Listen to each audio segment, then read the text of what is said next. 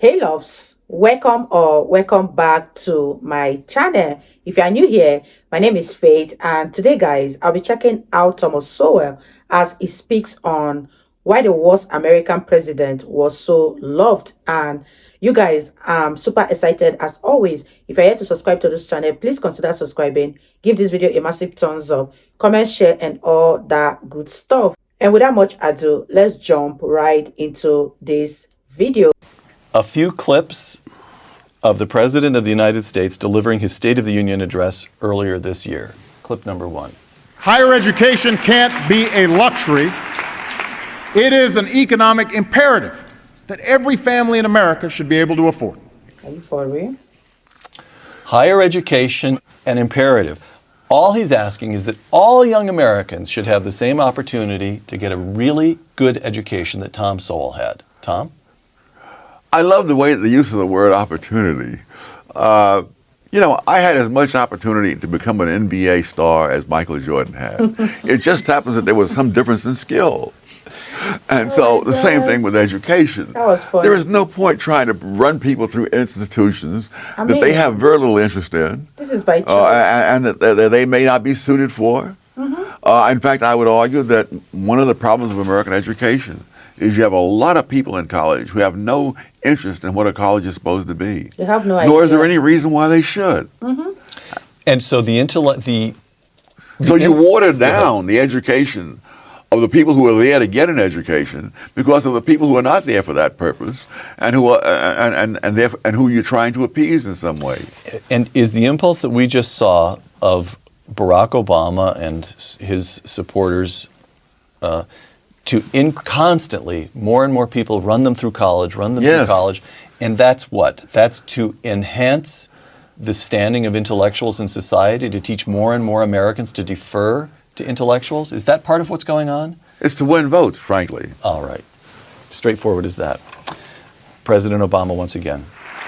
I will not cede the wind or solar or battery industry to China or Germany because we refuse to make the same commitment here. We've subsidized oil companies for a century. That's long enough. This is pre-Solyndra, of course. Pre-Solyndra. Tom? This notion of picking out something and calling it a good thing, like education or affordable housing or whatever it might be, everything is a matter of trade-off. Yes, that's true. What did the band say there? That he will not cede wind or solar or the battery industry to China or Germany because we refuse to make the same commitment. It's amazing that here is a man talking about 5 different industries, in none of which he has the slightest experience.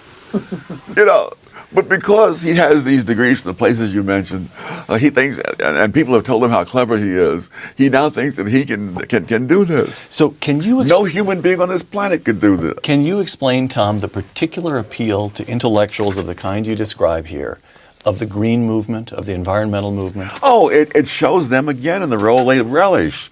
They're the wise and noble, forcing the rest of us poor dummies to do what's right, even though we don't want to. So it's what your old friend Karl Marx would have described as the will to power. Yes. All right. You don't want to cut them a little slack. You're just saying it's ego and pride and vanity. Yes. All right. Once again, the President of the United States. Tax reform should follow the Buffett rule. If you make more than $1 million a year, you should not pay less than 30% in taxes. And my Republican friend Tom Coburn is right. Washington should stop subsidizing millionaires. In fact, if you're earning $1 million a year, you shouldn't get special tax subsidies or deductions. On the other hand, if you make under $250,000 a year, like 98% of American families, your taxes shouldn't go up. I love it. You're the one struggling. Tom? When people keep their own money, that's called subsidizing them. I love it. That's the brilliance of intellectuals, that they can use words in such a malleable way that they can. Obama has an absolute talent for saying things that make no sense, but not only sound plausible but inspiring.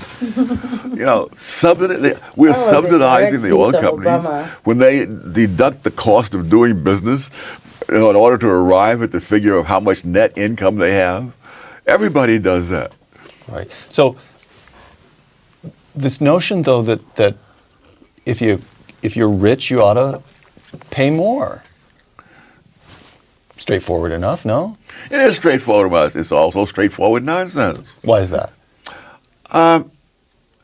People don't.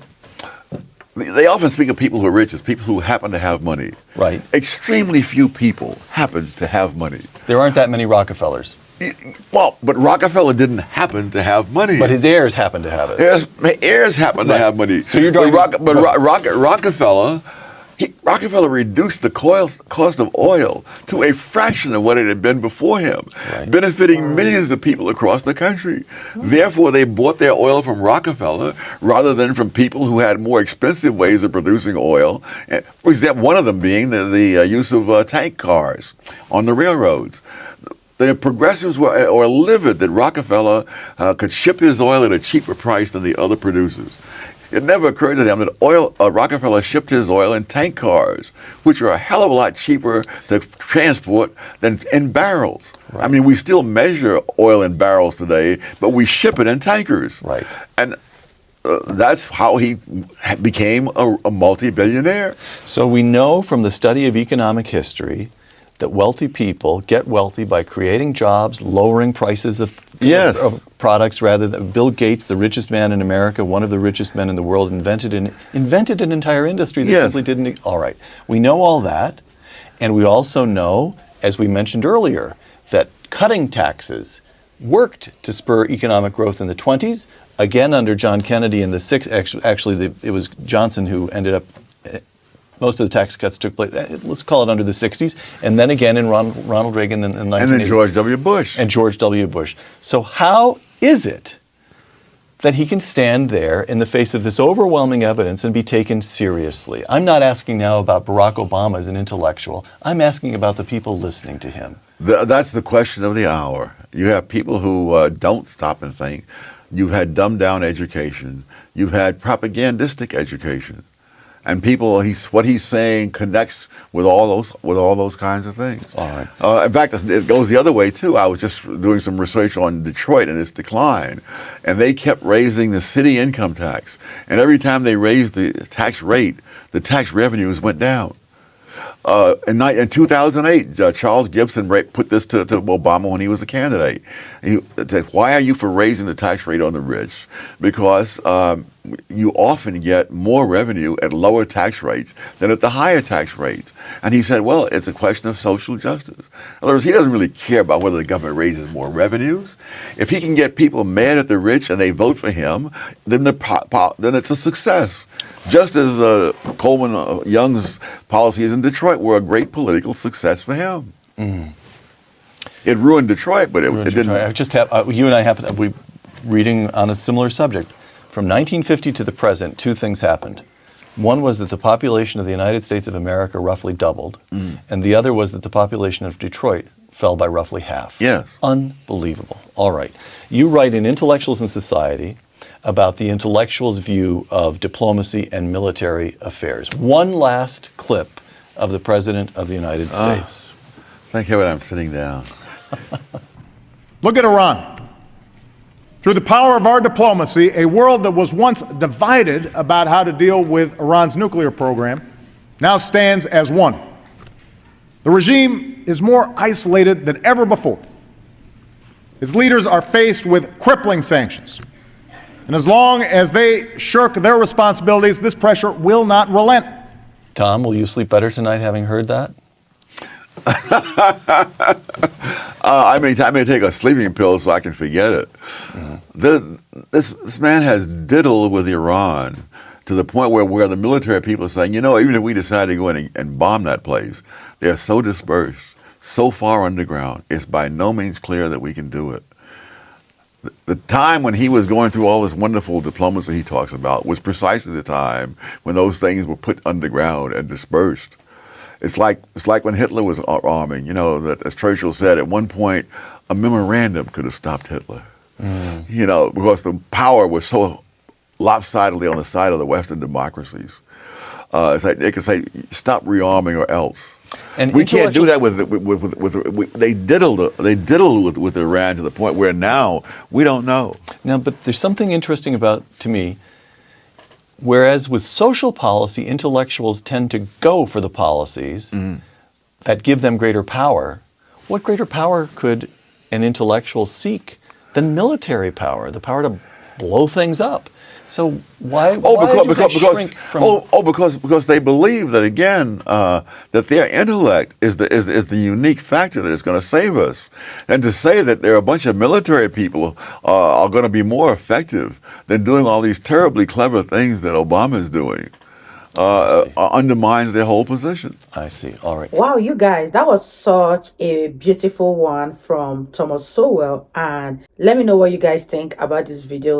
I love the way he dissected this topic. It was so beautiful to watch, and at the same time, very educating and funny too. You guys, was Obama really the worst president that America has ever produced? And was it so much loved? Let me know all of this in the comment section. And I really had fun reacting to Thomas Sowell. If you guys totally enjoyed watching, give this video a massive thumbs up, comment, share, and all that good stuff. And this is me officially signing out. I'll see you guys in my next video. Bye, guys.